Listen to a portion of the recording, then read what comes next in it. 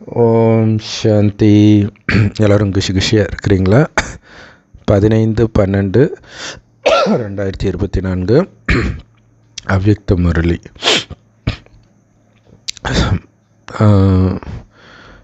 முரளியுடைய தலைப்பு சேவை செய்வதன் கூடவே சம்பூர்ணமாகிறதுக்கும் பிளான் பண்ணுங்கள். சேவைக்கு பிளான் பண்ணுறீங்களா, அதேமாதிரி சம்பூர்ணமாகிறதுக்கும் பிளான் பண்ணுங்கள். ஸோ கர்மாதீத்த நிலை அடையணுன்ற கவலை ரொம்ப ஆழமாக இருக்கணுன்றார். இரவு பகல் அதே தான் இருக்கணும். என்னடா உலகம் அழியுது, கிட்ட வந்துக்கிட்டே இருக்குது, அதுக்குள்ளே நம்ம ஆயிடணுமே, எப்போ வரும்னு தெரியாதே, இந்த கவலை இருந்துக்கிட்டே இருக்கும்போது தான் இந்த கவலையிலே அப்படி குஷியாக போயிடுவீங்க. ஸோ இந்த கவலை மட்டும்தான் நமக்கு இருக்கணும். இன்றைக்கி சிவபாபா தன்னுடைய சாலிகிராம் குழந்தைகளோட தன்னுடைய பிறந்தநாள் மற்றும் குழந்தைகளாகிய உங்களுடைய பிறந்தநாளை கொண்டாட வந்திருக்கிறாங்க. இது சிவராத்திரி முரளி. சிவராத்திரிக்கு முன்னாடி நாள் இந்த முரளி வரும். குழந்தைங்க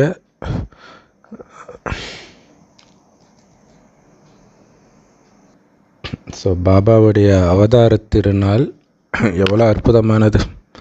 அப்பாவும் அன்னைக்கே தான் பிறக்கிறாரு, குழந்தையும் அன்னைக்கே தான் பிறக்குது.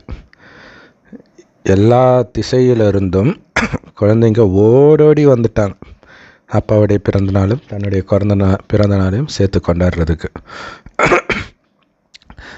இங்கே மட்டும்தான் அப்பாவும் குழந்தையும் ஒரே நாளில் ஒரே நேரத்தில் பிறக்கிறாங்க. நமக்கு எப்போ அவர் அப்பாவாகிறாரோ அப்போவே நாமளும் அவர் குழந்தை ஆகிறோம். அவர் வந்த உடனே எல்லாருக்கும் ஜென்மம் கொடுக்கப்படுது. ஸோ அதனால் இந்த சங்கமயுகத்துடைய நினைவு தான் சிவராத்திரி. அப்போ சங்கமயுகத்தில் தான் அவரும் பிறக்கிறார், நாமும் பிறக்கிறோம். ஸோ எவ்வளோ பெரிய ஆச்சரியம் பாருங்களா, அப்பாவுக்கும் குழந்தைக்கும் ஒரே நாளில் பிறந்த நாள். ஸோ இது துல்லியமாக பார்த்திங்கன்னா பிரம்மா பாபாவுக்கு பொருந்தும் இல்லையா? பிரம்மா பாபா உடம்புல வர அன்னைக்கு பிரம்மாவும் பிறக்கிறார், சிவபாபாவும் பிறக்கிறார். ஸோ இன்றைக்கி சாலிகிராம குழந்தைங்க எல்லோரும் பாபாவுக்கு பிறந்தநாள் வாழ்த்து சொல்ல வந்தீங்களா, அல்லது உங்களுக்கு பிறந்தநாள் வாழ்த்து பாபா கிட்ட பெறுவதற்கு வந்தீங்களா? கொடுப்பதற்கு வந்தீங்க, பெறுவதற்கும் வந்திருக்கிறீங்க. ஸோ இந்த 2 பிறந்த நாளும் ஒன்றா வருவது மற்றும் வாழ்த்துக்களை கொடுப்பது எடுப்பது, இதோடைய அடையாளம் என்ன? உங்களுக்கும் பாபாவுக்கும் இடையில் அவ்வளவு அன்பு. அதனால தான் உங்களுடைய பிறந்தநாளே ஒன்றாக இருக்குது. வாழ்நாள் முழுவதும் நீங்கள் இணைந்தே இருக்கிறீங்க. எப்படி சொல்கிறாருப்பாங்க, எவ்வளோ நம்பிக்கையில் சொல்கிறாரு பாருங்க இல்லையா? ஒன்றா பிறந்து ஒன்றாவே வாழறோம். இரட்டை பிறவிகள் அப்படி தான் இருப்பாங்க இல்லையா? ஸோ இரட்டை பிறவிகள், ஒட்டி பிறந்த குழந்தைகள் சாகிற வரைக்கும் ஒன்றாவே இருப்பாங்க. சிலர் ஆப்ரேஷன் பண்ணிடுறாங்க, சிலரால் ஆப்ரேஷன்லாம் பண்ண முடியாது. ஸோ ஒன்றாவே தான் இருப்பாங்க. பட் ஆனால் யாராவது முன்னாடி இறந்துட்டால் என்ன பண்ணுறதுன்றதுக்காக சிலர் ஆப்ரேஷன் பண்ணுவாங்க. பட் பெரும்பாலும் ஆப்ரேஷன் பண்ண அடுத்த செகண்டே இவங்களுமே இறந்துடுற மாதிரி தான் வந்திருக்குது. அந்தளவுக்கு ஒட்டி இருந்தால் இதயமெல்லாம் கூட ஷேராக இருக்கும்போது ஒன்றும் பண்ண முடியாது. 2 பேருக்கு சேர்த்து ஒரே இதயம் இருக்கும், அப்போ என்ன பண்ண முடியும்? சரி, அந்த மாதிரி தான் நாம் பாபாவோடு இணைஞ்சிருக்கணும். ஏன்னா அவருக்கு தான் உடம்பே இல்லை, இந்த பிரச்சனையே கிடையாது, இல்லை வெட்டுற பிரச்சனையே கிடையாது. ஸோ இந்த மாதிரி அன்பை உலகத்தில் எங்கேயாவது பார்த்துருக்குறீங்களா? 24 மணி நேரமும் பாபாவும் நீங்களும் இணைந்தே இருக்கிறீங்களே. இந்த மாதிரி யாரோடவாவது உங்களால் 24 மணி நேரமும் இணைஞ்சிருக்க முடியுமா? அதேமாதிரி தொழிலை பாருங்கள், ஒரே தொழில் அப்பாவுக்கும் குழந்தைங்களுக்கும் உலகத்தை மாற்றக்கூடியவர். நிறைய பாபா குழந்தைங்களுடைய ஃபேஸ்புக்கில் பார்த்திங்கன்னா எடுத்தோடனே மேலே வேர்ல்டு டிரான்ஸ்ஃபார்மர் இதான் போட்டிருக்கோம். ஸோ என்ன சத்தியம் பண்ணியிருக்கிறீங்க? பாபாவோடு சேர்ந்து இனிமையான வீடு பரந்தாமத்துக்கு போவோன்னு சத்தியம் பண்ணியிருக்கிறீங்க. இல்லை பாபா போனப்புறம் நீங்கள் லேட்டாக வருவீங்களா? நீ போ பாபா, இங்கே கொஞ்சம் எங்களுக்கு முக்கியமான வேலை இருக்குதுன்ட்டு இருப்பீங்களா? இருந்தால் நமக்கு தான் பிரச்சனை. ஸோ கூடவே போகணுன்னு தானே விரும்புகிறீங்க. அந்த அளவுக்கு அப்போ விட்டுறக்கூடாது இல்லை? குழந்தை சில சமயம் கொஞ்சம் பெரிய குழந்தை, பெருசுனா நான் 2, 3 அந்த வயசு இருக்கக்கூடிய குழந்தைகள் ரொம்ப அம்மாவோட அட்டாச்சாக இல்லை அப்பாவோட அட்டாச்சாக இருந்துச்சுன்னா போகவே விடாது. வெளியிலே பிடிச்சிக்கும் கெட்டியமாக. அந்த குழந்தைய ஏமாற்றிட்டு போகவே முடியாத மாதிரி பிடிச்சிக்கும். அந்த மாதிரி நீங்கள் பாபாவை பிடிச்சிக்கணும். பிடிக்கிறீங்களா? ஏன்னா உடல் தெரிஞ்சவங்களே ஏமாற்றிட்டு போயிடுவாங்க. இவருக்கு உடம்பு வேறு இல்லை. ஸோ அப்போ எப்படி பிடிச்சிக்கணும்னு யோசிச்சு பாருங்கள். அந்த அளவுக்கு அன்பு இருந்தால் தான் அவரை பிடிச்சிக்க முடியும், நினைவிலேயே இருக்க முடியும். அப்பாவும் சரி குழந்தையும் சரி தனியாக எதுவுமே பண்ண முடியாது இல்லையா? அதே பாபா குழந்தைங்க கூட தனியாக ஒன்று பாபாவோடு சேர்ந்து பண்ணணும். அது மட்டும் இல்லாமல் மற்ற குழந்தைங்களோடையும் சேர்ந்து பண்ணால் தான் பண்ணவே முடியும். இந்த சேவையை அப்படி தான் ஊர் கூடி தேடி இழுக்கிறது. அதான் பாபா கேட்குறார், நீங்களாக எதுவாவது பண்ண முடிஞ்சது அவங்களால முடியுதா பாபா இல்லாமல்? அதே மாதிரி தான் எனக்கும் நீங்கள் இல்லாமல் எதுவும் பண்ண முடியாதுன்ற. அதனால தான் நான் பிரம்மா உடலை கடன் எடுத்து பிராமண குழந்தைகளை படைச்சிருக்கிறேன். பிராமண குழந்தைங்க இல்லாமல் பாபாவாலேயும் எதுவும் பண்ண முடியாது. அதனால தான் இந்த அலௌகிக அவதார திருநாளில், பிறந்த நாளில் பாபா குழந்தைங்களுக்கு கொடுக்குறாரு. குழந்தைங்க பாபாவுக்கு வாழ்த்துக்கள் கொடுக்குறாங்க. 2 பேரும் ஒருவருக்கொருவர் பிறந்த நாள் வாழ்த்துக்களை பரிமாறிக்கிறாங்க.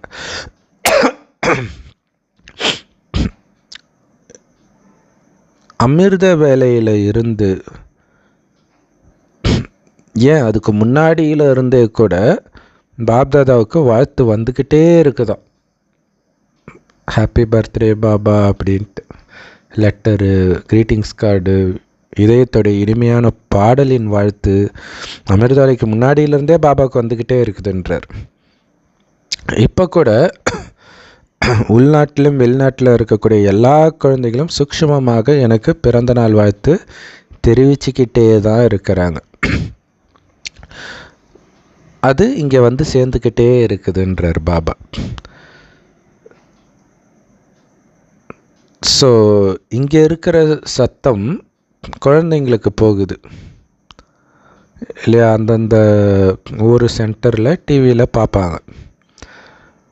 அதே மாதிரி குழந்தைங்களுடைய இதயத்தின் ஓசை கூட பாபாவை வந்தடையுது இல்லையா? அந்த முரளி பாபா பாப்தாதா மிலனில் பேசும்பொழுதே குழந்தைங்கள்லாம் happy birthday Baba, happy birthday பாபான்னு சொல்லிக்கிட்டே தானே இருப்பாங்க இல்லையா?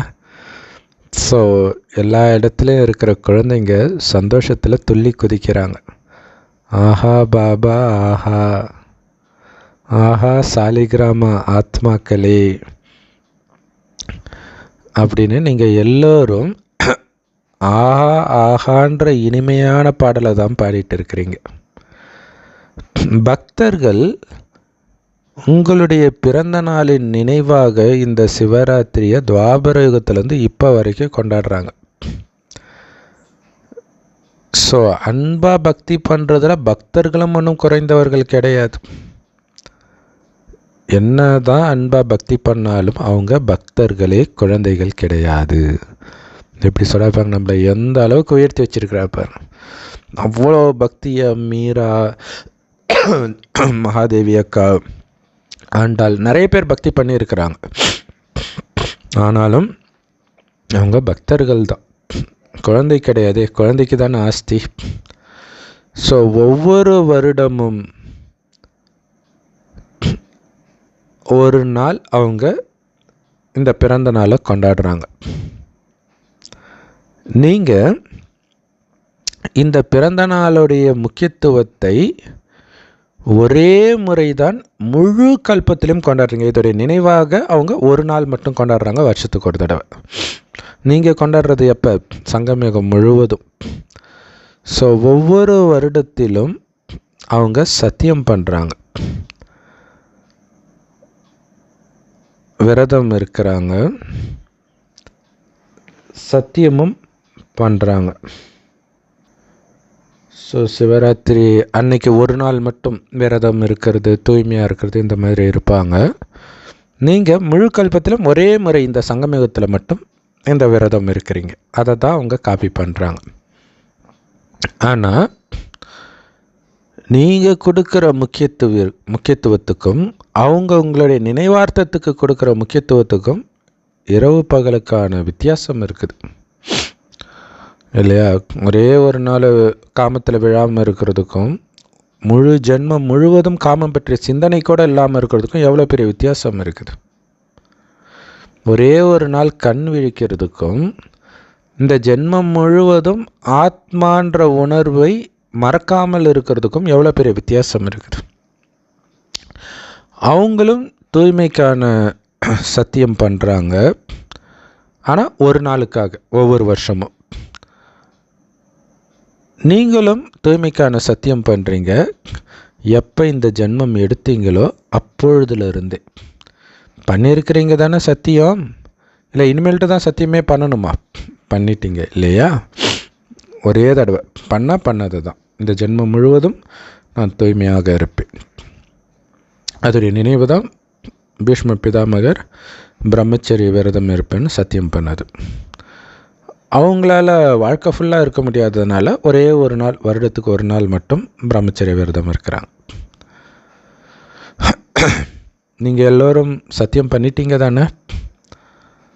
நீங்கள் பண்ண சத்தியம் பிரம்மச்சரிய விரதத்துக்கு மட்டும் கிடையாது.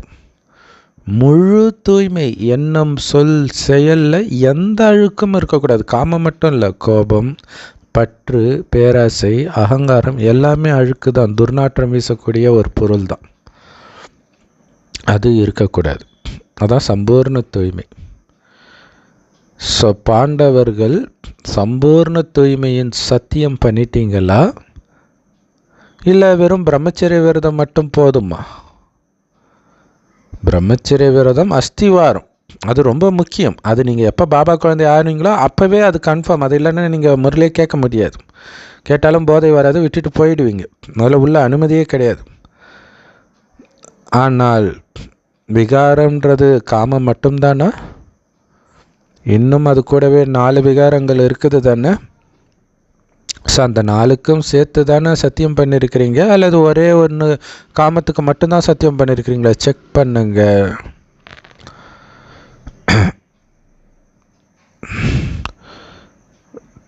உங்களுக்கு கோபப்படுறதுக்கு உரிமை இருக்குதா? கொஞ்சம் கோபப்பட்டுக்கலாமா? கோபப்பட வேண்டி இருக்குதா? பாண்டவர்கள் கிட்ட பாபா கேட்குறேன். ஸோ கோபப்படணும் இல்லை? கோபப்பட்டால் தான் காரியம் நடக்குது இல்லை? பாபா சொல்கிறார். பாபா கோபத்தையும் பார்க்குறாரு, அதோடைய கூட்டாளிகளையும் பார்க்குறார். ஸோ மகா பெரிய பூதம் ராவணனை அழிச்சிட்டிங்க, அது காமம். அதுக்கப்புறம்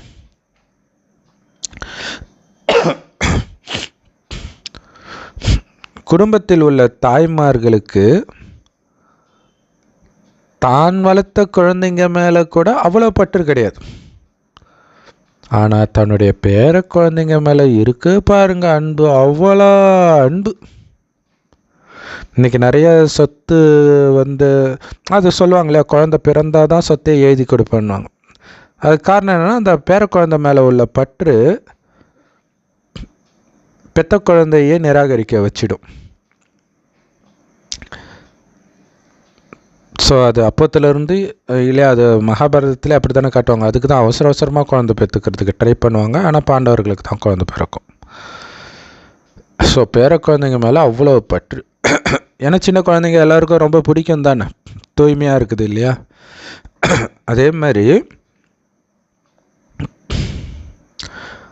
குழந்தைங்களுடைய அன்பு, இந்த 5 விகார பூதங்கள், மகாபூதங்கள் மேலே உள்ள பற்று குறைஞ்சிருச்சு, அன்பு குறைஞ்சிருச்சு. ஆனாலும் அந்த விகாரங்களுடைய குழந்தைகள் இருக்கிறாங்க பாருங்க, அதன் மீது கொஞ்சம் அன்பு இருக்குது குழந்தைங்களுக்கு இல்லை? பேர குழந்தைங்க, அதாவது விகாரங்களுடைய குழந்தைங்க, அந்த குட்டி குட்டி அம்சம் இருக்குது இல்லையா, அது மேலே உங்களுக்கு இன்னும் அன்பு இருக்குதா? சில சமயம் அது மேலே அன்பு இருக்குது தானே? என்ன சொல்கிறீங்க தாய்மார்களே, இரட்டை வெளிநாட்டினர்களே? நீங்கள் கோபப்படுறதில்லை? சிலர் ரொம்ப புத்திசாலித்தனமாக பாபா கிட்ட பேசுகிறாங்களாம். என்ன சொல்கிறாங்கன்னு நான் சொல்லட்டா? பாபா சொல்லணுமா? பாபா சொன்னாருன்னா இன்றைக்கே நீங்கள் விட்டுடணும். ஓகேவா? தயாரா? விடுறதுக்கு தயாராக இருக்கிறீங்களா? அல்லது விடணுன்ற அந்த பேப்பரை ஃபைலில் சேர்த்து வச்சுட்டிங்களா நாளைக்கு விட்டுக்கலான்ட்டு? ஒவ்வொரு வருஷமும் அப்படி தானே பண்ணுறீங்க, நிறைய சத்தியம் பண்ணுறீங்க, ஆனால் எதையுமே முடிக்காமல் ஃபைலில் பெருசாகிட்டே இருக்கு. உங்கள் சத்தியத்தோடைய ஃபைலு ரொம்ப ரொம்ப பெருசாகிடுச்சு. ஸோ அதனால் இந்த ஃபைலில் இன்னொரு சத்தியத்தின் பேப்பரை சேர்த்துடுவீங்களா? ஃபைலில் சேர்க்க போகிறீங்களா அல்லது இப்போ ஃபைனல் ஆக்க போகிறீங்களா? இப்போ முடிவெடுத்து விட்டுற போகிறீங்களா? என்ன பண்ணுவீங்க? ஆசிரியர்கள் சொல்லுங்கள், என்ன பண்ணுவீங்க? ஃபைனல் ஆக்கிடுவீங்கல்ல, இப்போ முடிவு எடுத்துடுவீங்கல்ல? அப்போ கையை தூக்குங்க. பாருங்கள், பாபா இன்னும் சொல்லலை, எதை விடணும்னு சொல்லலை, ஆனால் அதுக்கு முன்னாடியே கையை தூக்க சொல்கிறார். சும்மா பாபா சொன்னாரேன்னு சத்தியம் பண்ணுறக்கூடாது. இல்லாட்டினா பாபா அவருடைய ரூபத்தை, கடுமையான ரூபத்தை தாரணை பண்ண வேண்டி இருக்கும். பரவாயில்லையா? ஸோ பாபா கொஞ்சம் அப்படியே தர்மராஜ் பார்ட்டையும் ஸ்லைட்டாக காட்டுறாரு பாருங்க. ரெட்டை வெளிநாட்டினர் ஃபைனல் ஆக்கிடுவீங்களா இல்லை ஃபைலில் போட்டுடுவீங்களா? யார் ஃபைனல் ஆக்குவீங்களோ அவங்க கையை தூக்குங்க. டிவியில் இதை ரெக்கார்ட் பண்ணுங்க. நல்லா கையை தூக்குங்க, சும்மா கொஞ்சம் கொஞ்சம் தூக்காதீங்க, திரேதாயுகத்தினர் மாதிரி. நல்லது, இது ஓகே தானே? சரி, இப்போ கேளுங்க. பாபாவுக்கும் குழந்தைங்களுக்கும் இடையில் என்ன உரையாடல் நடக்குது? பாப்தாதா சிரிக்கிறார். பாபா கேட்குறாரு, ஏன் குழந்தை கோபப்பட்ட? அதுக்கு குழந்தை என்ன சொல்லுது? நான் கோபப்படல பாபா, என்னை கோபப்படுத்திட்டாங்க. நான் பண்ணலை பாபா, என்னை கோபம் வர வச்சிட்டாங்க பாபா அப்படின்னு சொல்கிறாங்களாம். ஸோ பாபா என்ன சொல்கிறது இப்போ? பிறகு நீங்கள் என்ன சொல்கிறீங்க? பாபா என்ன விடுங்க பாபா, அந்த சுச்சுவேஷனில் நீங்கள் வந்திருந்தாலும் கோபப்பட்டிருப்பீங்க பாபான்றாங்களாம். பாபா சொல்கிறார், எவ்வளோ இனிமையாக பேசுது என் குழந்தை. பிறகு என்ன சொல்கிறீங்க? பாபா உனக்கு டவுட்டுன்னா அந்த நிராகார ரூபத்துலேருந்து நீ சாக்கார ரூபம் எடுத்து வா, நீயே பாரு, உனக்கு தெரியும்.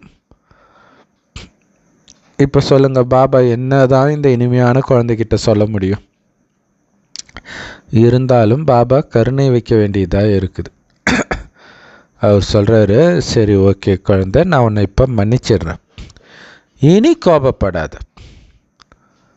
இருந்தாலும் நீங்கள் எதோ புதுசாக ரிப்ளை கொடுக்குறீங்க. பாபா ஞானத்தை வச்சே கூட, ஆமாம் எல்லாம் சம்பூர்ணமாகல, காமம் பெரிய சத்ரு தானே, இந்த மாதிரிலாம் புத்திசாலித்தனமாக கொடுக்குறீங்க. ஸோ அதனால் பாபா சொல்கிறாரு, பிராமண குழந்தைகளுடைய அலங்காரத்திலே மகான் அலங்காரம் இந்த தூய்மை தான்.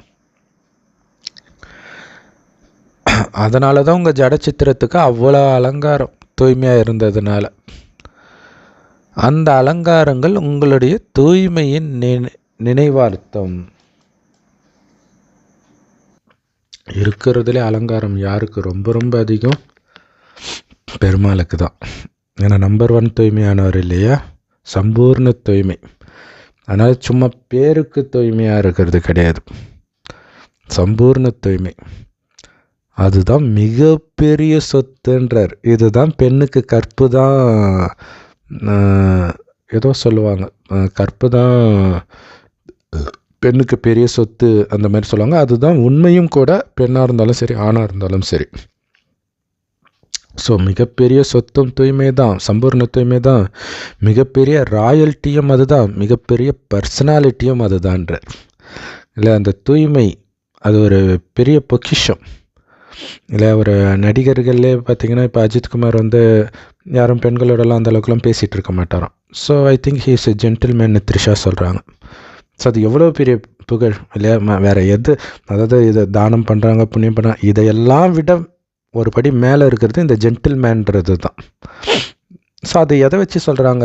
தூய்மையை வச்சு தான் சொல்கிறாங்க. அப்போ நம்ம சம்பூர்ண தூய்மை. அதனால தான் பக்தர்கள் கூட அந்த ஒரு நாளைக்கு தூய்மை நோன்பு கயிறு கட்டிட்டு தூய்மையாக இருப்பாங்க. உங்களை காப்பி அடித்து அதை பண்ணுறாங்க. அது மட்டும் இல்லை, உணவு பானத்துக்கு கூட தூய்மையாக இருப்பாங்க. அன்னைக்கு பூண்டு வெங்காயம் சாப்பிடாம, கறிமீன் சாப்பிடாம இருப்பாங்க. சாப்பிடாமலே கூட இருப்பாங்க உண்ணாவிரதம். ஸோ அந்த உண்ணாவிரதமும் முக்கியம். ஏன்னா நீங்கள் கூட பிராமணர்களாகிய நீங்கள் கூட உங்களுடைய உணவு பானம் பற்றி உறுதியான சத்தியம் எடுத்திருக்கிறீங்க இல்லையா? ஸோ மதுபனுக்கு வரணுன்னும் போதே ஒரு ஃபார்ம் கொடுப்பாங்க சென்டரில். அதில் நான்வெஜ் சாப்பிட்றீங்களா, காமத்தில் ஈடுபடுறீங்களா, ஆபாச படம் பார்க்குறீங்களா, எல்லாமே இருக்கும். ஸோ அதெல்லாம் டிக் பண்ணிவிட்டு போகணும். ஸோ அதில் சொல்கிறார், அதில் உங்களுக்கு உணவு இதெல்லாம் தூய்மையாக இருக்குதா, வெளியில் சாப்பிட்றீங்களா, நான்வெஜ் சாப்பிட்றீங்களா, பூண்டு வெங்காயம் சாப்பிட்றீங்களா, இது எல்லாம் கேட்பாங்க. ஸோ அந்த உணவு பானத்திற்கான விரதம் உறுதியாக இருக்குதா அல்லது கொஞ்சம் கொஞ்சம் பலகீனமாகுதா? அப்பப்போ இரட்டை வெளிநாட்டினருக்கு அது இரட்டை ஸ்ட்ராங்காக இருக்கணும் அப்படிங்கிறார். இது ரொம்ப முக்கியமானது. ஏன்னா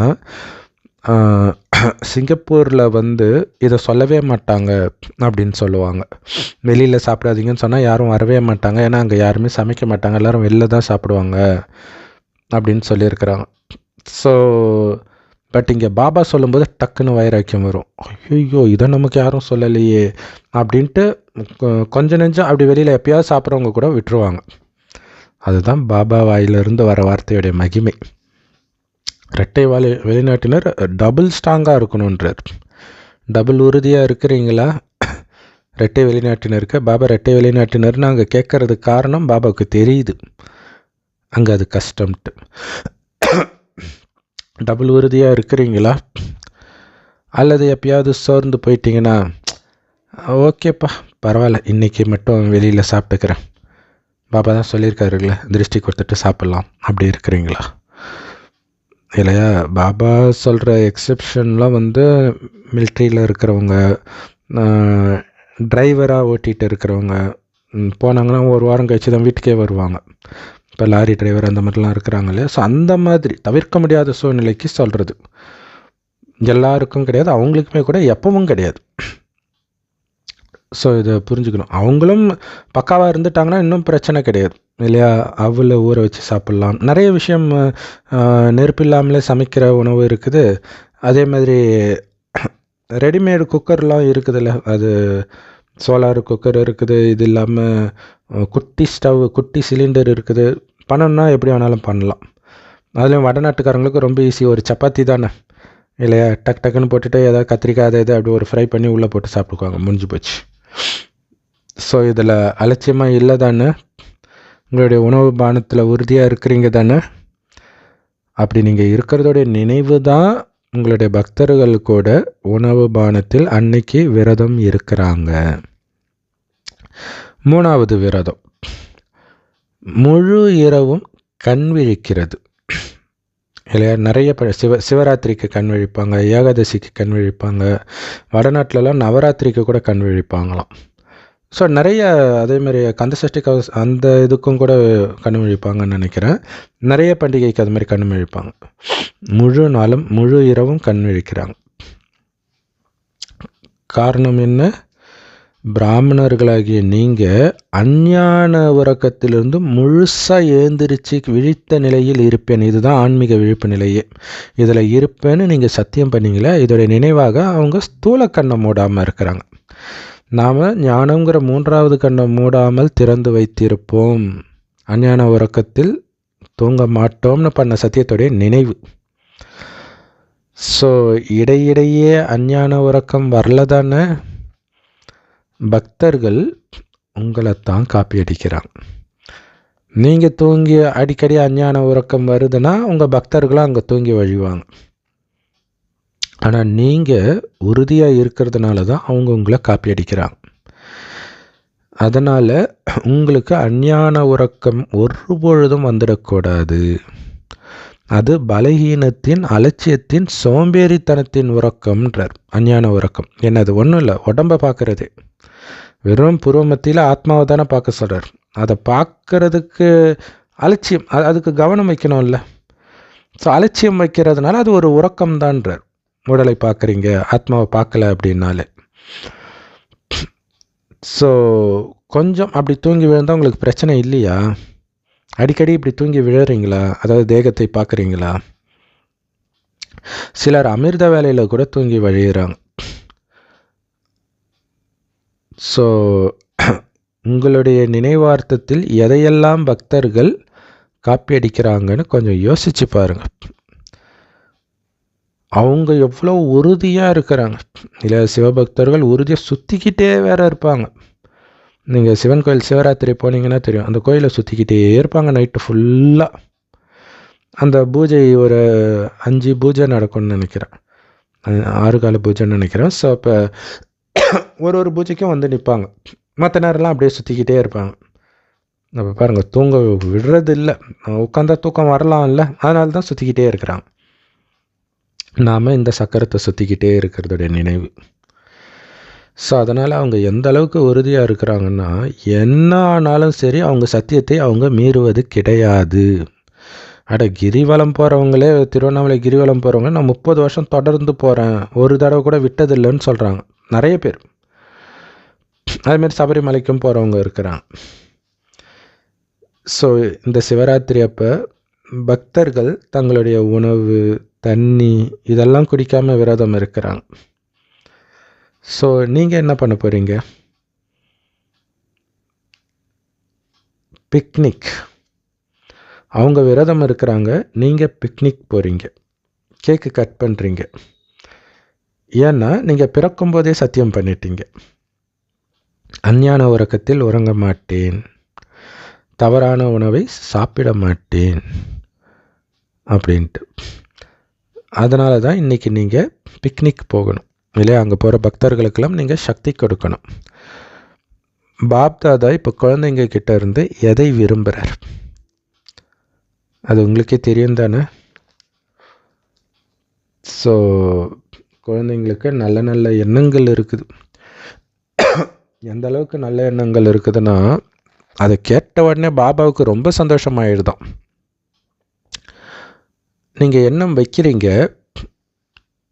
நல்ல நல்ல எண்ணம், இந்த மாதிரி தூய்மையாக இருக்கணும், வெளி உணவை சாப்பிடக்கூடாது, கோபப்படக்கூடாது, அஞ்ஞான உறக்கத்தில் தூங்கக்கூடாது, இது மாதிரி நல்ல நல்ல எண்ணம் வைக்கிறீங்க. கேட்டவுடனே பாபாவுக்கும் சந்தோஷம். ஆனால் அப்புறம் என்ன ஆகுது? அந்த எண்ணம் உறுதித்தன்மையை இழந்துடுது, பலகீனம் ஆயிடுது. ஏன் ஆகுது? நீங்கள் ஒன்று செய்யணும்னு விரும்புகிறீங்க, ஏன்னா உங்களுக்கு பாபா மேலே அவ்வளவு அன்பு, அதனால தான் செய்யணும்னு விரும்புகிறீங்க. ஸோ பாபாவுக்கும் தெரியும் குழந்தைங்களுக்கு பாப்தாதா மேலே அவ்வளவு இதயபூர்வமான அன்பு வச்சுருக்கிறீங்கன்னு பாப்தாதாவுக்கும் தெரியும். ஸோ அதனால தான் நீங்கள் எல்லோரும் டக்குன்னு பாபா சொன்னோடனே கை தூக்குறீங்க. 100% இல்லை, அதுக்கும் மேலே அன்பு வச்சுருக்கிறீங்க. அது பாபாவும் ஒத்துக்கிறார். அதனால தான் நீங்கள் எல்லாருமே பாஸ் ஆகிடுறீங்க அன்பில். இல்லாட்டினா தொடர முடியாது இந்த பிராமண வாழ்க்கையை. ஆனால் ஏன் இந்த ஆனால் வருது? அன்பு இருக்கா இல்லையா? ஆனால் வருதா இல்லையா? அன்பு இருந்தால் ஆனால் வரக்கூடாது.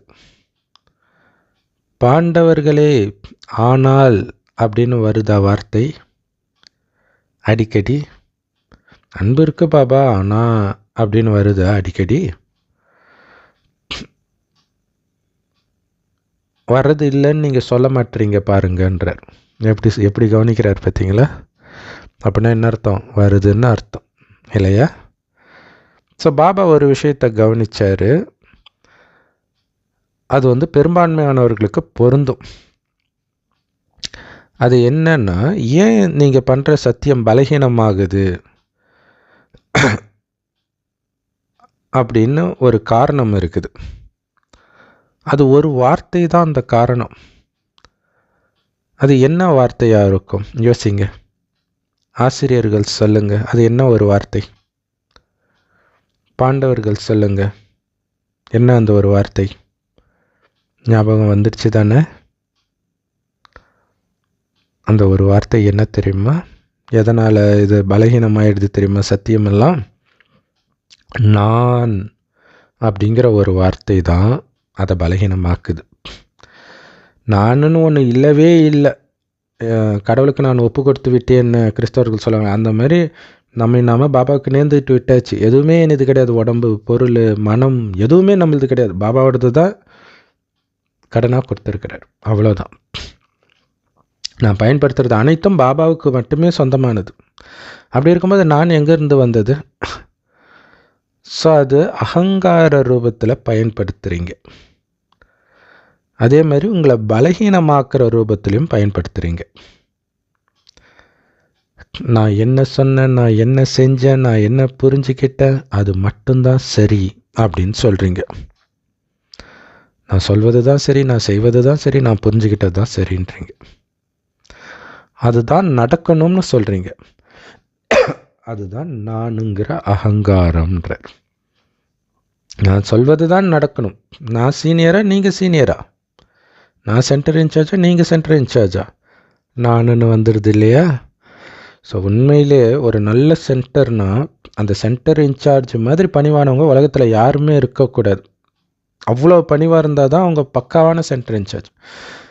யாராக இருந்தாலும், பணம் கொடுத்தாலும் கொடுக்காட்டினாலும், நமக்கு நல்லா பேசினாலும் நம்ம பற்றி தப்பாக பேசினாலும் அவங்கக்கிட்டே அன்பாக பணிவாக இருக்கணும். அப்படி பணிவு இல்லைன்னா என்ன அர்த்தம்? நான் யார் தெரியுமான்னு வந்துடுதுன்னு அர்த்தம். ஸோ இதுதான் நானுங்கிற அகங்காரம். இதுதான் பிரச்சனையேன்ற.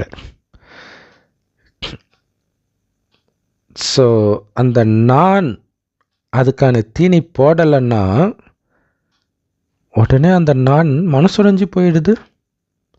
அவ்வளவுதான். நான் இதை பண்ண மாட்டேன், நான் இதை தொடர மாட்டேன், இது ரொம்ப கஷ்டம் அப்படின்னு சொல்கிறீங்க.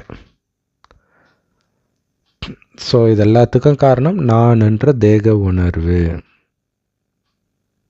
இதுதான் ரொம்ப முக்கியமான விஷயம். இந்த தேக உணர்வு, அதாவது இந்த தேக உணர்வு நம்ம மற்றவங்க கிட்ட பார்ப்போம். ஆனால் அது அவங்கக்கிட்ட சொல்லும்போது நம்முடைய தேக உணர்வு வந்துடும். ஸோ நம்ம சாட்சியாக விலகி பார்த்துக்கிட்டு இருக்கணும். அதில் தான் நம்ம தேக உணர்வு வராமல் இருக்கிறத மாதிரி நம்ம பார்த்துக்க முடியும். ஸோ இந்த நானுங்கிற தேக உணர்வு மாறணும். இந்த நானுன்ற விஷயமே உங்களுக்கு சுயமரியாதையும் ஞாபகப்படுத்தும். ஆத்மான்னு நினச்சா, நான் ஆத்மான்னு நினச்சா அதுவே உங்களை தேக உணர்வையும் எடுத்துகிட்டு வரும். தேகம்னு அர்த்தத்தில் நான்னு சொன்னான். அப்போ பாருங்கள், ஏன் நான் ஆத்மான்னு நினச்சா நான் அமைதியானவன், அன்பானவன் எல்லாம் வந்துடுது. ஆத்மான்றதை மறந்தாலே நான் யாரு தெரியுமா அப்படி வந்துடுது தேக உணர்வில். ஸோ அந்த தேக உணர்வு நான் தான் உங்களை மனசுடைஞ்சு போக வைக்குது. எனக்கு மரியாதை கிடைக்கல, நான் அவமானப்பட்டுட்டேன் அப்படின்னு சொல்கிறீங்க.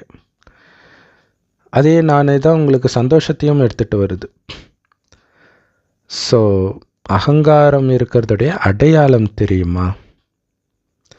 யாருக்காவது தேக உணர்வு ஸ்லைட்டாக இருந்தால் கூட அதோடைய அடையாளம் என்ன தெரியுமா? அவங்களால அவமானத்தை தாங்கிக்கவே முடியாது. இதுதான் அதோடைய அடையாளம்ன்றார். எவ்வளோ பெரிய விஷயம் இல்லையா? நான் சொல்லி அவங்க கேட்கல அப்படிங்கிறது அதுதான் தேக உணர்வின் அடையாளம்ன்ற. அது எப்படி நான் சொல்லி அவங்க கேட்காம இருக்கலாம்? அது எப்படி நான் சொல்லி அவங்க கேட்காம இருக்கலாம்? ஸோ அப்போ தேக உணர்வு இருக்குது அப்படின்னு புரிஞ்சுக்கணும். இந்த அகங்காரம் அவமானத்தை தாங்கிக்க விடாது. ஸோ இதுக்காக தான் உங்களுக்கு அவமானம் நடக்குது. அவமானப்படுத்தினாலும் நீங்கள் அமைதியாக, அது அவங்க நடிப்பு. இல்லை, வீட்டை விட்டு துரத்துறாங்களே, ராமர் சிரிச்ச முகத்தோட போகிறாரு. இது எவ்வளோ பெரிய அவமானம்னு நான் நினச்சாரு. ஸோ அங்கே தேக அகங்காரம் இல்லை. யாராவது உங்ககிட்ட சும்மா ஸ்லைட்டாக, இல்லை பிரதர் இது சரியில்லை அப்படின்னு சொல்லிட்டா போதும், அவமானம் ஆயிடுது. கொஞ்சம் பணிஞ்சு போங்க பிரதர் அப்படின்னு சொல்லிட்டா போதும், உடனே உங்களுக்கு அவமானம் தோணுது. இதுதான் அகங்காரத்தின் அடையாளம் இல்லையா? ஸோ நீங்கள் பண்ணுறது சரியில்லை, கொஞ்சம் பணிஞ்சு போங்க, பணிஞ்சு பேசுங்க அப்படின்னு சொன்னாலே உங்களுக்கு அவமானம் ஆயிடுது. எல்லாரும் முன்னாடி இப்படி சொல்லிட்டாங்களே, இதுதான் அகங்காரத்தின் அடையாளம்ன்றார். இன்னும் சூப்பரான முரளி பாருங்கள் இல்லையா? அவமானம் இருந்தாலே அங்கே அபிமானம் இருக்குதுன்னு அர்த்தம். அபிமானம் இல்லைன்னா எதுக்கும் அவமானமே ஆகாது. என்ன சொல்கிறியோ சொல்லிக்கோ, எனக்கு பிரச்சனையே இல்லை, நான் நாராயணன் ஆகிட்டு இருக்கிறேன், நீயும் என்னுடைய சகோதரன், பாவம் நீ சக்தி இல்லை, என்ன பண்ணுறது? தண்ணி அடித்தா ஒருத்தன் அப்படி தான் பேசுவான். ஒரு சிலர் சொல்லுவாங்க, ரொம்ப ஆச்சரியமாக இருக்கும், அவனுக்கு பேச தெரியலடான்னுவாங்க. ஒரு குறிப்பிட்டவராக இன்னொருத்தன் வந்து திட்டியிருப்பான், அந்த குறிப்பிட்டவரே சொல்லுவார், அவனுக்கு பேச தெரியலடா, வேற ஒன்றும் இல்லைன்னு. ஆச்சரியமாக இருக்கும். கரெக்டு தானே அது இல்லை? பேச தெரியல, முடிஞ்சு போச்சு. அப்போ இவங்களுக்கு அந்த அகங்காரம் அவமானம்லாம் வரல. அஞ்ஞானிகளே அப்படி இருக்கிறாங்க. ஸோ பாப்தாதா சூக்ஷ்மவாதனத்தில் சிரிச்சிட்டு இருக்கிறார். சிவராத்திரி அப்போ குழந்தைங்க எல்லா இடத்துலையும் சொற்பொழிவு பண்ணுறீங்க தானே? ஸோ அந்த சொற்பொழிவில் குழந்தைங்க ஒரு பாயிண்ட்டை யூஸ் பண்ணுறத பாபா ஞாபகப்படுத்துகிறார். ஞாபகம் வருது பாப்தாதாவுக்கு. அது என்ன அப்படின்னா, சிவராத்திரி அப்போ ஆட்டை பலி கொடுப்பாங்க, ஏன்னா அது மேன்னு சொல்லுது. மேன்னா நான், அதனால் சிவராத்திரி அப்போ நான் என்பதை பலி கொடுங்கள் அப்படின்னு சொல்கிறவங்க. ஸோ சிவராத்திரி அப்போ ஆட்டை வெட்டி சாப்பிடுவாங்கன்றது நமக்கு புதுசாக இருக்குது, தெரியல அப்படி சாப்பிடுவாங்களான்ட்டு. ஒருவேளை வடநாட்டில் அப்படி பண்ணுவாங்களா என்னன்னு தெரியல. ஆனால் பக்ரீதுக்கு இதே காரணத்தை பாபா சொல்லுவார் இல்லை? பக்ரீதுனாலே ஆட்டை பலி கொடுத்தல், பக்ரீனாலே ஆடு தான்.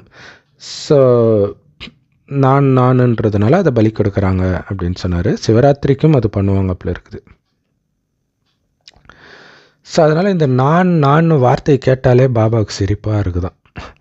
அவர் உள்ளே உட்காந்து பண்ணிட்டு இருக்கிறது தெரியாமல் இந்த குழந்தைக்கு அப்படி ஒரு இது, நான் தான் இந்த சேவை பண்ணேன், இதை என்னை தவிர யாரும் பண்ண முடியாது அப்படி இப்படின்னு சொல்கிறத பார்த்து பாபாவுக்கு சிரிப்பாக வருது.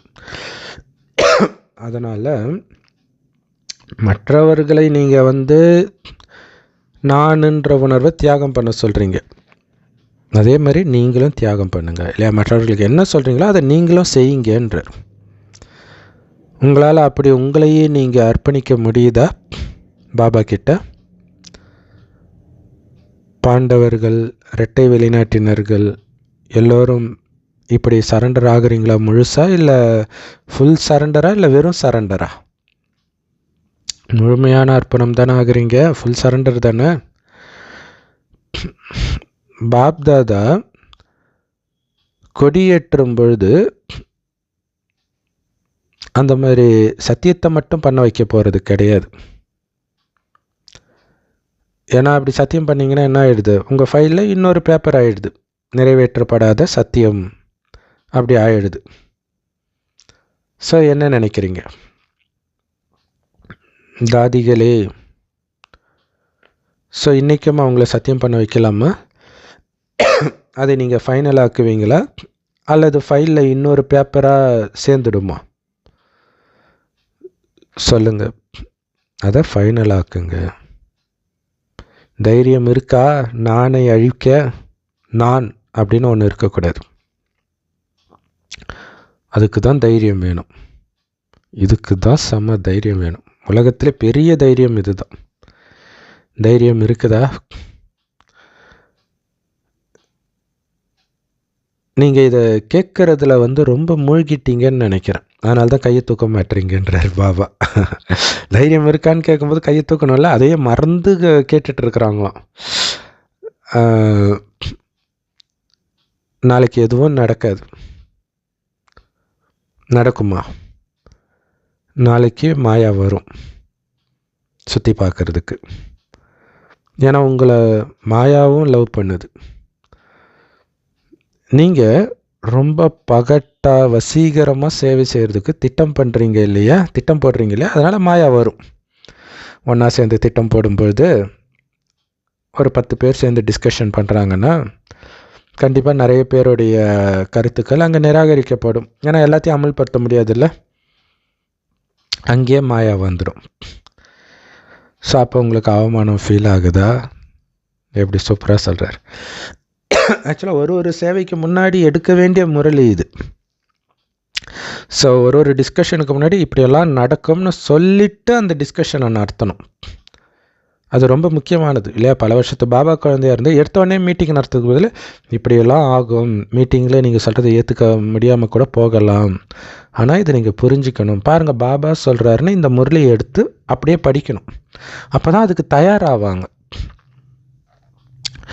நீங்கள் நல்லா பகட்டாக சேவை செய்கிறீங்க, பாபா அப்படி தான் பண்ண சொல்கிறார். நல்லா வசீகரமாக இருக்கணும், மற்றவங்க அப்படி பார்த்த உடனே வரணும், அதெல்லாம் சொல்லியிருக்கார்.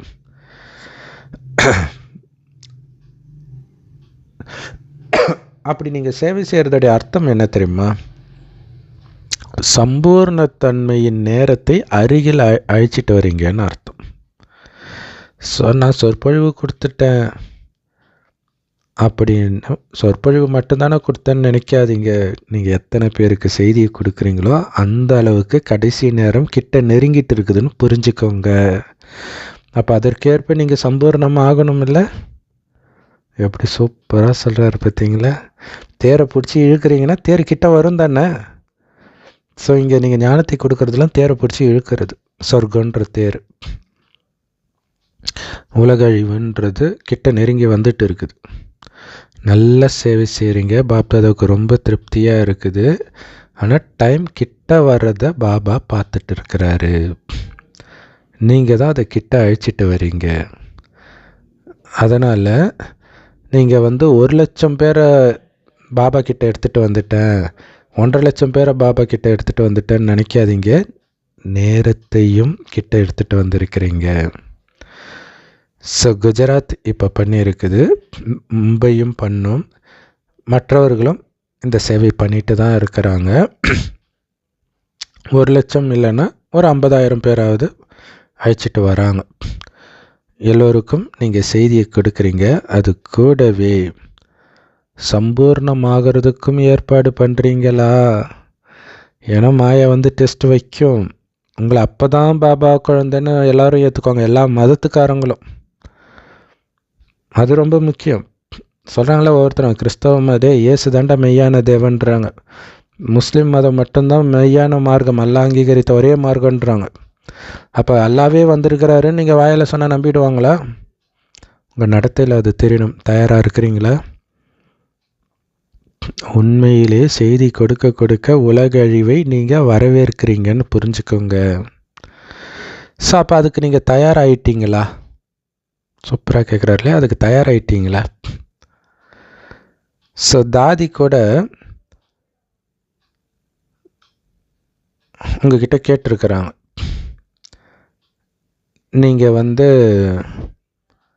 பிரத்யக்ஷமாக்குறதுக்கான திட்டத்தை, சீக்கிரமாக பிரத்யக்ஷமாக்குறதுக்கான திட்டத்தை தயாரிக்கிறீங்களா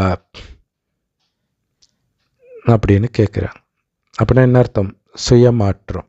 அதற்கு திட்டம் போடுறீங்களா? அது ரொம்ப முக்கியம் இல்லை? அதுக்கு என்ன பண்ணணும்? ஏதாவது ஒரு சுவமானத்திலேயே இருக்கணும். பாபா சொன்ன ஒரு முரளி பாயிண்ட்லேயே இருந்து அதை குணமாக்கணும். கண்டிப்பாக பாபா என்ன சொல்கிறாரோ அந்த டெஸ்ட் பேப்பர் தான் வரும் உங்களுக்கு, வேறு எதுவும் புதுசாக வராது. ஆச்சரியமாக இருக்கும். ஸோ அதை திரும்ப ஞாபகப்படுத்தி இப்போ நேற்று தானே சொன்னார், யாரையும் நிந்தனை பண்ணாதீங்க. ஸோ மற்றவர்களை பற்றி பேசுறது, அதுக்கு அவ்வளோ அடின்னு அடித்தார். ஸோ அந்த பழக்கம் உள்ளவர்களுக்கு கண்டிப்பாக அதே பழக்கம் இன்றைக்கும் அதை தூண்டக்கூடிய சூழ்நிலை வந்திருக்கும். அமைதியாக இருந்தீங்களா? ஸோ இப்படி தான் பிளான் பண்ணுறது. ஸோ அந்த பாயிண்ட்டை திரும்ப மனம் அசப்போடணும், முக்கியம். பாப்தாதா சொல்கிறாங்க, மற்றபடி பாபாவை வெளிப்படுத்துறதுக்கெலாம் ரொம்ப நேரம் ஆகாது, ஒரு வினாடி பொழுது தான்றார் இல்லையா? டக்குன்னு பாபா காட்சி காட்டிடுவார். ஆனால் அதுக்கு தகுதி ஆகிட்டீங்களா? ஒரு வினாடியில் பிரத்யட்சம் ஆகிடுவாருன்றார். ஆனால் அதுக்கு முன்னாடி அந்த ஸ்தாபனை காரியத்தை செய்கிறவங்க எவரடியாக இருக்கிறீங்களா? திரையை விலக்கிடலாமா? இல்லையா கோயிலில் கூட அம்மனுக்கெல்லாம் அலங்காரம் பண்ணும்போது ஸ்க்ரீன் போட்டு தான் அலங்காரம் பண்ணி அலங்காரம் ஃபுல்லாக ஆன பிறகு தான் திறப்பாங்க. அந்த மாதிரி இப்போ திரைக்குள்ளே இருந்து அலங்கரிக்கப்பட்டுட்டு இருக்கிறோம், இன்னும் வெளிப்படலை. நீங்கள் வெளிப்படும்போது தான் பாபாவும் வெளிப்படுவார். ஸ்க்ரீனை திறக்கலாமா? அல்லது ஒரு சிலர் காது அலங்காரம் பண்ணிகிட்டு இருக்கிறீங்க, ஒரு சிலர் தலையை அலங்காரம் பண்ணிகிட்டு இருக்கிறீங்க, அந்த மாதிரி இருக்கிறீங்களா? தயாராக இருக்கிறீங்களா? தயாராகிடுவீங்களா? சரி, எப்போ ஆவீங்க? டேட் சொல்லுங்கள். சேவை செய்கிறதுக்கு டேட் ஃபிக்ஸ் பண்ணிங்கல்ல. இந்த மாதத்தில் செய்தி கொடுத்துடணுன்னு டேட் ஃபிக்ஸ் பண்ணுறீங்கல்ல. 1,00,000 பேருக்கு செய்தி கொடுக்கணும், 1,50,000 பேர் 50,000 பேருக்காவது செய்தி கொடுக்கணும், டேட் ஃபிக்ஸ் பண்ணுறீங்கல்ல. அதே மாதிரி எவரடியாக இருக்கிறது அதுக்கு டேட் ஃபிக்ஸ் பண்ணுங்கள். குறைஞ்சது 16,000 பேராவது ரெடி ஆகிடணுன்ற. 9,00,000 பேரை கூட விட்டுருங்க. 16,108 சொல்கிறாங்களே, அந்த 16,000 பேராவது ரெடியாக இருக்கணும். ரெடியாக இருக்கிறீங்களா? பாபா கைத்தட்டவா? கைத்தட்டவான்னு என்ன அர்த்தம்? உலக அழிவுக்கு கைத்தட்டவான்னு அர்த்தம். ஸ்க்ரீனை திறக்கவான்னு அர்த்தம் இல்லையா? பாபா அப்படி கை தட்டினா போதும், உலக அழிவு ஸ்டார்ட் ஆகிடும். 1 செகண்ட் தான்றார் உலகத்தை அழிக்கிறதுக்கு. ஸோ அதான் கேட்குறாரு, கை தட்டவா? சும்மா எஸ் பாபான்னு சொல்லாதீங்க, எவரடி ஆகுங்க. அப்போ பாப்தாதா சயின்டிஸ்ட்டுக்கு டச் பண்ணுவார், போடுறா பாமன்ட்டு. பாபா கை தட்டுவார், பஞ்ச தத்துவம் அதோடைய வேலையை காட்ட ஆரம்பிக்கும். இயற்கை சீற்றம். சயின்டிஸ்ட் அவங்களுடைய வேலையை காட்ட ஆரம்பிப்பாங்க. இதை ஏற்கனவே கொரோனா விட்டாங்க, இன்னும் என்னென்னமோ நடக்கும். அது இல்லாமல் உலக அழிவுக்கான அணுகுண்டு இதெல்லாம் கூட ஸ்டார்ட் ஆகிடும். ஏன் டிலே ஆகுது உலக அழிவுக்கு? அவங்கெல்லாம் ரெடியாக தான் இருக்கிறாங்க. ஆனால் இந்த 16,000 பேர் ரெடியாக இருக்கிறாங்களா? இவங்க தான் ரெடி ஆகலை. மற்றபடி புட்டினை ரெடியாக வச்சுருக்கிறார் அமெரிக்காவை நோக்கி ஏவுகணை. அமெரிக்காவும் ரஷ்யாவை நோக்கி ரெடியாக வச்சுருக்குது. எல்லா நாடும், கொரியாவும் வச்சுருக்குது. ஏன் போடலை? நீங்கள் ரெடி ஆகலை. ரெடி ஆகிட்டீங்களா? நடக்கும்ன்றீங்களா? சரி, உங்களுக்கே தெரியும். ஸோ இது தப்பிச்சுக்கிறதுக்கான பதிலாக சொல்கிறீங்கன்றார். ரெடி ஆவோம் பாபான்னா என்ன அர்த்தம்? நீங்கள் தப்பிச்சுக்கிறதுக்காக சொல்கிறீங்கன்றார். ஸோ 16,000 பேர்கிட்ட இருந்து பாபாவுக்கு ரிப்போர்ட் வரணும், நாங்கள் ரெடியாக இருக்கிறோம் பாபா, சம்பூர்ண தூய்மையாக இருக்கிறோம் பாபா, ஆகிட்டோம் பாபா, ஒரு சின்ன அழுக்கு கூட எங்ககிட்ட பார்க்க முடியாது பாபான்னு நீங்கள் எனக்கு செய்தி அனுப்பணுன்றார். மற்றபடி பாப்தாதாவுக்கு கை தட்டலாம் ரொம்ப நேரம் எடுக்காது. டேட்டை கொடுங்க, எல்லோரையும் கேளுங்க, இது நடந்தே தீரணும். ஸோ அதுக்கு நீங்கள் பண்ண வேண்டியது ரொம்ப சிம்பிளாக்கி கொடுத்துட்டாரு. நானுன்ற வார்த்தையை மாற்றுங்க, அவ்வளோதான். சுத்தமாக மாறிடணும். நான் உடம்புன்றதை மறந்து நான் ஆத்மான்னு மாறிடணும். அப்போ தான் நீங்கள் பாபாவோட போக முடியும். ஏன்னா உடம்பு தூக்கிட்டு போக போகிறீங்களா, குடும்பத்தை தூக்கிட்டு போக போகிறீங்களா, ஜாதி மதத்தை தூக்கிட்டு போக போகிறீங்களா, சொத்தை தூக்கிட்டு போக போகிறீங்களா? வெறும் ஆத்மா தானே போகுது. அப்போ வெறும் ஆத்மா நானுன்ற உணர்வுலே இருந்தால் தான் பாபா கூட போக முடியும். இல்லைன்னா அவருக்கு பின்னாடி போக வேண்டியதாக போயிடும். பாப்தாதா இன்னும் கேட்டு திறக்கலை பரந்தாமத்துக்கு. ஸோ திறந்த உடனே அவர் கூடவே போகணும். நீங்கள் உங்களுக்காக தான் வெயிட் பண்ணிகிட்ருக்குறாங்க அங்கே. ஸோ அதனால் கேட்டு திறக்கிறதுக்கு, சொர்க்கவாசல் திறக்கிறதுக்கான டேட்டை கேட்குறார். எப்போ வேணாலும் திறப்பாங்களா? இல்லை சொர்க்கவாசல் திறக்கிறதுக்குன்னு டைம் இருக்குல்ல. ஸோ அதே மாதிரி அந்த டைமுக்கு அது திறந்துடும். பட் ஆனால் உங்களை ரெடி ஆக்கிறதுக்காக பாபா கேட்குறார், டேட் சொல்லுங்கள். கேட்டு திறக்கணும்னு ஆசைப்படுறீங்க தானே, போக ஆசைப்படுறீங்க தானே. ஸோ இன்றைக்கி நீங்கள் சிவராத்திரி கொண்டாடுறீங்கன்னா அதுவாகவே ஆகுறீங்க இல்லையா? தேவதைகளாகவே ஆகுறீங்கன்னு அர்த்தம். உலகில் பிறந்த நாள் மாதிரி நம்ம சும்மா கேக்கு கட் பண்ணுறது இல்லை, நானுன்றதையும் சேர்த்து கட் பண்ணணுன்றார். அதுதான் முக்கியமான விஷயம். ஐயோ, love you Baba, love you Baba, love you Baba. ஆக்சுவலாக பைபிளில் இவர் இயேசு கிறிஸ்து வந்து ஏதோ அப்பத்தை வந்து கடைசி லாஸ்ட் டின்னர்னுவாங்க இல்லையா, இறக்கிறதுக்கு முன்னாடி. அப்போ வந்து அவர் அப்பத்தை எடுத்து இது என்னுடைய சதை அப்படின்னு சாப்பிட கொடுப்பார். ஒயினை வந்து இது என்னுடைய ரத்தம்னு கொடுப்பார். ஸோ அதை நடிகர் அந்த நாம் தமிழர் சீமான் அவர்கள் கூட நக்கலடிச்சிருந்தார், ஏண்டா பணம் தின்னீங்களாடா நீங்கன்ட்டு. ஆனால் அதோடைய அர்த்தம் என்ன? உடல் உணர்வை அங்கே அழிக்கிறார். அதுதான் என் உடல், என் ரத்தம். இப்போ ரத்தமும் சதையுமான உடல் நான் கிடையாது, ஆத்ம உணர்வில் வந்துட்டேன்னு அர்த்தம். ஸோ நான் என்பதை முடிக்கணும் அப்படின்னு யோசிச்சுட்டு இருக்கிறீங்களா, அல்லது ஆல்ரெடி அதை யோசிச்சிட்டிங்களா? ஏன்னா எல்லாருடைய விதவிதமான எண்ணங்களும் அமிர்த வேலையிலே பாப்தாதாவுக்கு வந்துடுது. ஸோ அதனால் உங்களுக்குள்ளே இதை டிஸ்கஸ் பண்ணி பாபாவுக்கு டேட் கொடுங்க, எப்போ நான் என்பதை அழிப்பீர்கள் அப்படின்ட்டு. நீங்கள் டேட்டை ஃபிக்ஸ் பண்ணாத வரைக்கும் உங்களால் இந்த காரியத்தை, பாபாவை பிரத்யட்சப்படுத்துகிற காரியத்தை முடிக்க முடியாது.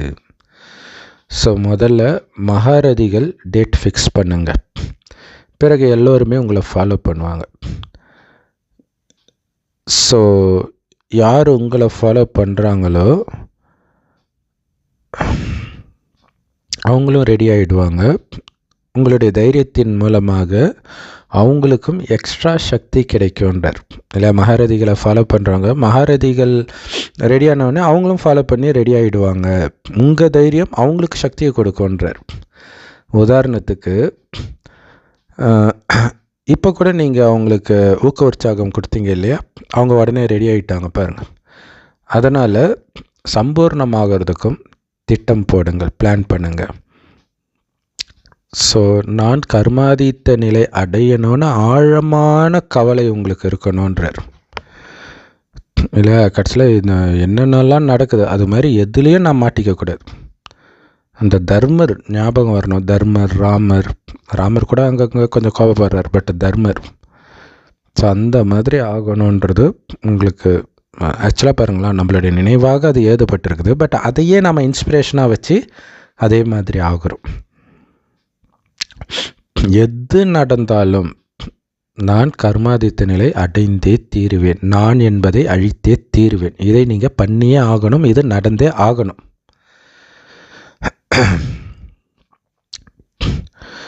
ஸோ பாபா காது கிட்ட வந்து சயின்டிஸ்டெல்லாம் கேட்குறாங்களாம், யாரெல்லாம் உலக அழிவை ஏற்படுத்தணும்னு நினைக்கிறாங்களோ எல்லோரும் பாபா காதில் வந்து கேட்குறாங்களாம், ஏன் வெயிட் பண்ணிட்டு இருக்கிறீங்க, யாருக்காக வெயிட் பண்ணிட்டு இருக்கிறீங்கன்ட்டு. செம சூப்பரில். பாபா கிட்டே கேட்குறாங்களாம், குண்டு போட்டுடலாமா, எவ்வளோ நேரம் தான் வெயிட் பண்ணிட்டு இருக்கிறதுன்ட்டு. ஏன் அட்வான்ஸ் பார்ட்டி கூட டேட்டு கேட்குறாங்களாம். என்ன பாபா, எவ்வளோ நாள் தான் நாங்கள் அட்வான்ஸ் பார்ட்டியில் இருக்கிறதுன்ட்டு, டேட்டை ஃபிக்ஸ் பண்ணுங்க. பிரம்மா பாபாவும் கேட்குறாராம், டேட்டை ஃபிக்ஸ் பண்ணு பாபா, எவ்வளோ நாள் தான் பாபா நான் அந்தரத்திலே தொங்கிட்டு இருக்கிறது, சூக்ஷ்மாதனத்திலே சொர்க்கத்துக்கு போக தேவையில்லையான்னு கேட்டுட்ருக்காராம். ஸோ அதனால் இந்த மீட்டிங் போடுங்க. பாப்தாதா இவ்வளவு துக்கத்தை பார்க்கறதுக்கு பாபாவால் பார்க்க முடியல, சகிக்க முடியலையா இவ்வளோ துக்கத்தை.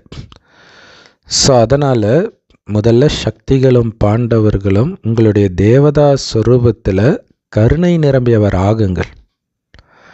இல்லை கோயிலில் வச்சு பூஜை பண்ணுறாங்களே அந்த ஸ்வரூபத்தில் கருணை நிரம்பியவர் ஆகுங்க. ஏன்னா அவங்க உங்களை தான் அவ்வளோ அதிகமாக கூப்பிட்றாங்க. தாயே கண்ணிலையா, ஏசப்பா கண்ணிலையா, எல்லாம் உங்களை தான் கூப்பிட்றாங்க. ஸோ அவங்களுடைய அந்த கூக்குரல் உங்களுடைய காதில் இப்போ எதிரொலிக்கணுன்றார். செவிடம் மாதிரி இருக்கிறீங்களா, அதனால தான் சிவன் கோயிலில் ஒரு சாமி முன்னாடி காதிலே தட்டுவாங்க, இல்லை கை தட்டுவாங்க காது கிட்ட போய். ஸோ இப்போ செவிடாக இருக்கிறதுனால ஸோ அவங்க கேட்குறது உங்கள் காதில் விழுந்துக்கிட்டே இருக்கணுன்றார். ஸோ நேரத்தின் அழைப்பு அப்படின்னு நிகழ்ச்சி நடத்துனீங்க. இப்போ பக்தர்களின் அழைப்பை கேளுங்க, துக்கத்தை அனுபவிக்கிறவர்களுடைய அழைப்பை கேளுங்க. எல்லாரும் உங்களை கூப்பிட்றாங்க. ஸோ சேவை செய்கிறதுல நல்ல நம்பர் எடுத்திருக்கிறீங்க. அதுக்கு பாபா கூட சர்டிஃபிகேட் கொடுக்குறார். நல்ல ஊக்க உற்சாகம் இருக்குது. குஜராத் நம்பர் 1 இருக்குது. ஸோ நம்பர் 1 இருக்கிறதுக்கு வாழ்த்துக்கள் சொல்கிறார் பாபா. இப்போ அவங்களுடைய கூக்குரல், பக்தர்களுடைய கூக்குரலை கொஞ்சமாச்சும் கேளுங்களான்றார். பாவம் உதவியற்றவர்களாகி அப்படி கதறாங்கன்றார். எவ்வளோ பெரிய விஷயம் இல்லையா? பார்க்குறோம்ல, நிலச்சரிவில் யாரை நினச்சிருப்பாங்க? நம்மளை தானே நினச்சிருப்பாங்க. ஒவ்வொரு இடத்துலையும் இயற்கை சீற்றத்தில் நினச்சிருப்பாங்கல்ல. ஏன் முஸ்லீம் கிறிஸ்டின்ஸ் கூட ஏஞ்சல் தெரியாதான்னு உங்களை தான் நினைப்பாங்க. ஏஞ்சல் வருவாங்கன்னு அவங்கள நம்பிட்டு இருக்கிறாங்க. இதயத்திலேருந்து கூப்பிடுறாங்க. ஏன்னா அவங்க விரக்தியில் இருக்கிறாங்க. ஒரு நம்பிக்கை ஒளி தென்படாதான்னு பார்க்குறாங்க. சயின்டிஸ்ட்டும் கூப்பிடுறாங்க, கூக்குரலிடுறாங்க. எப்போ முடிக்கிறது, எப்போ நாங்கள் முடிக்கிறது இந்த உலகத்தை அப்படின்ட்டு எல்லாரும் கூப்பிடுறாங்க. ஸோ இன்றைக்கி வேணால் சிவராத்திரி பர்த்டே கேக் கட் பண்ணிக்கோங்க. ஆனால் நாளையிலிருந்து அவங்களுடைய கூக்குரலை கேளுங்கள். ஸோ சங்கமயுகம்னாலே கொண்டாட்டம் தான். இந்த சங்கமயுகத்தின் கொண்டாட்டம் தான் எல்லா பண்டிகையும். ஒரு பக்கம் கொண்டாடிக்கிட்டே இருங்க, இன்னொரு பக்கம் அந்த ஆத்மாக்களை உருவாக்கிக்கிட்டே இருங்க. இல்லை, 2 அட் டைமில் நடக்கணும். சேவையும் நடக்கணும், ஆனந்தமாகவும் இருக்கணும். ஸோ என்ன கேட்டீங்க? உங்ககிட்ட ஒரு பாட்டு இருக்குது இல்லையா? துக்கத்தில் இருப்பவர்கள் மீது கொஞ்சம் கருணை காட்டுங்கள்னு. ஸோ உங்களை தவிர வேறு யாரும் கருணை காட்ட முடியாது. யாரையோ கேட்குறாங்கன்னு நினச்சிங்களா? தமிழில் நிறைய நல்ல நல்ல பாட்டு இருக்குது. கருணை உள்ளம் கொண்டவளே கருமாரி அம்மானு எல்லாரீஸ்வரி பாட்டு இருக்குது. அந்த குஷ்பு அப்படியே உருண்டு பிறண்டு ராஜகாளி அம்மா, இந்த அம்மா அந்த அம்மான்ட்டு வரும் இல்லையா? தாலிவரம் கேட்கிறேன் தாயம்மான்ட்டு. எல்லாம் தானே கேட்டிருப்பாங்க. பாலஸ்தீனத்தில் உக்ரைன் போரில் கேட்குதா? அதுவும் இப்போ யூடியூப்லாம் நிறைய வந்துட்டதுனால எல்லார் கையிலையும் அந்த நியூஸ் வந்துக்கிட்டே தான் இருக்குது. தினம் தினம் ஆஸ்பத்திரியில் போனால் சாவு, ஸ்கூலில் போனால் சாவு, ரேப்பு, திரும்ப திரும்ப கேட்குறோம். ஸோ அப்போ கருணை பத்தாது, கருணை கடலாகணுன்றார் மாஸ்டர். கருணை கடலாகுங்கள். ஏன்னா அவ்வளோ கருணை தேவைப்படுது. உங்கள் மீதும் கருணை காட்டுங்கள், மற்ற அனைத்து ஆத்மாக்கள் மீதும் கருணை காட்டுங்கள். மற்றவர்களுக்கு கருணை காட்டுவதில் தான் உங்கள் மீது கருணை காட்டுறதாகும். கொடுப்பது தான் இங்கே பெறுவது. அதனால் ஒவ்வொருத்தருக்கும் விதவிதமான ஒளியின் கதிர்களை கொடுக்கக்கூடிய லைட் ஹவுஸ் சொரூபமாக உங்கள் சொரூபம் மாறட்டும். ஸோ அதாவது யாருக்கு என்னென்ன சக்திகள் தேவையோ அந்த சக்தியின் ஒளிக்கிரணங்களை கொடுக்கக்கூடிய லைட் ஹவுஸாக மாறணும். ஸோ அனைத்தையும் இழந்திருக்கக்கூடிய உலகத்தின் ஆத்மாக்களுக்கு ஒரு துளியின் பிராப்தியையாவது கதிர்களாக பரவ செய்யுங்கள். அதனால் நிரப்புங்கன்றார். அவங்கள அனைத்து பிராப்திகளும் நிரம்பியவர்களாக நிரப்புங்கள். நல்லது. ஸோ நமக்கு பிரியமான பாப்தாதா சிவன் கொடி இருக்குது இல்லையா? ஸோ அந்த கொடியை அவருடைய கரங்கள்னால் ஏற்றுறாரு. எல்லோருக்கும் வாழ்த்து தெரிவிக்கிறார். இந்த நாளில் ஒவ்வொருத்தரும் தங்களுடைய பிறந்த நாள்களுக்கு வாழ்த்து கொடுக்கவும் செஞ்சீங்க, எடுக்கவும் செஞ்சீங்க, கொடியும் ஏற்றுனீங்க. ஆனால்